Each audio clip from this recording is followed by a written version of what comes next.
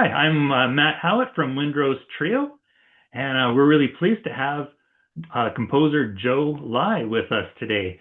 Joe is a well-known composer in the Edmonton area. He's written many pieces for different kinds of ensembles, and fans of WindRose will already know his name for writing several pieces for us.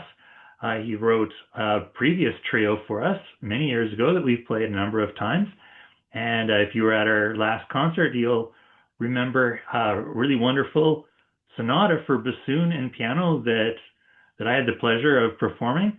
And we're looking forward to playing his newest trio, the Refractions of Memory, for oboe, clarinet, and bassoon. So welcome, Joe. Thank you for being Thank you here. for having me. Tell us about this piece. What was your inspiration for this, for writing a second a reed trio?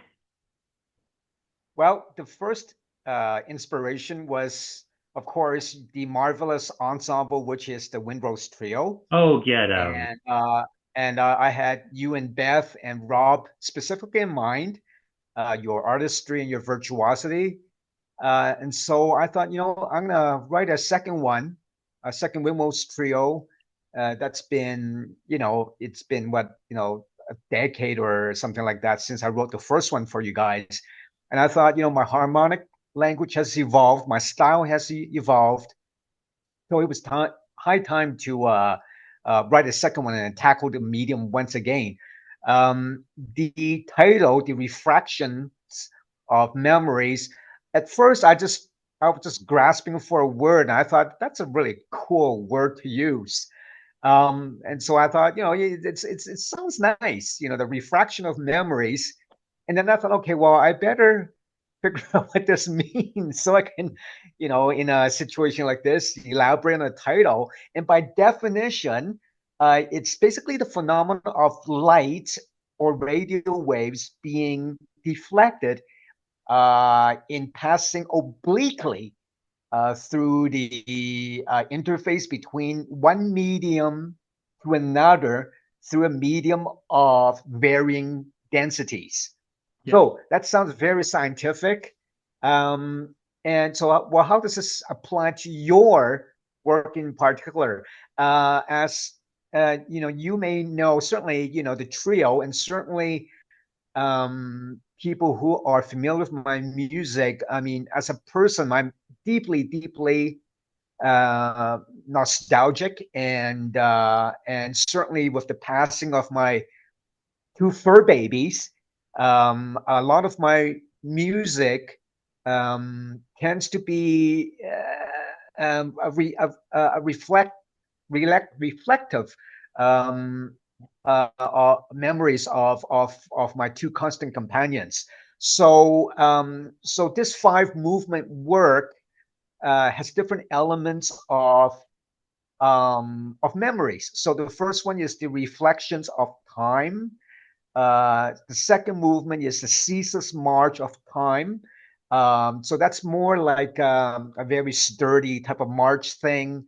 The third movement is time, thief of all things. So most of these titles are very self-explanatory, but also very, alluding to the different elements of time.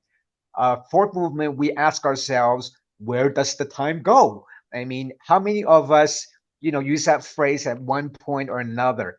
And then the fifth, the last but not least, is time, the healer, which is, as you know, it's a three-part fugue. And I love fugues. I've written many, and I thought it was a very fitting way to end this work.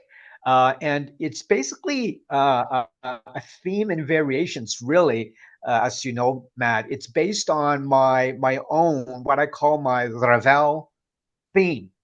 It's not the French composer. It's actually the name of my second dog. Mm. As you know, for those people who are a bit familiar with music, it's basically a rising minor second, then another rising augmented fourth, and then it goes down. So the initial, if you hear da da, dee da, it's basically my calling card, which is almost prevalent in most of my late works now. Just like Rachmaninoff with his Dies Irae.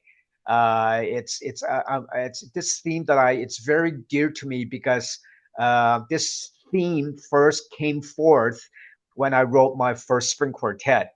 And so I thought now it would be very apropos to write this second uh, trio to my dear colleagues, yourself and Beth and Rob. Well, we're really looking forward to playing this. I think this is an excellent piece, and Thank you. we're really looking forward to performing this.